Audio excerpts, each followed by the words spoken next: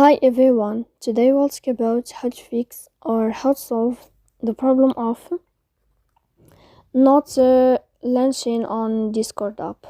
To know how to fix or how to solve not launching on Discord app, you should just go to settings. Here you can click on apps, default apps, app settings.